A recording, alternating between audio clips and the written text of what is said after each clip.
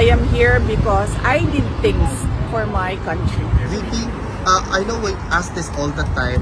Meron po bang mensahe si President Duterte sa mga kababayan niya? Kanina, masyadong mahaba kasi I'm sorry ha. Kanina, he had no message for everyone.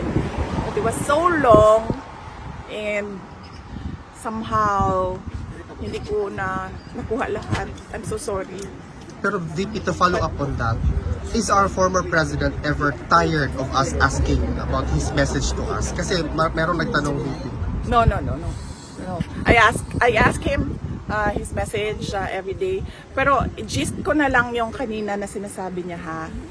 Sinabi niya, lahat ng ginawa niya ay para sa bansa. At sinabi niya, hindi lahat ng mga nakakulong. He was directing it to my son actually. Sabi niya, not all people in detention are bad.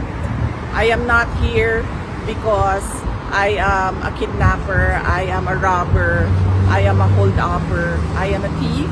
I am here because I did things for my country.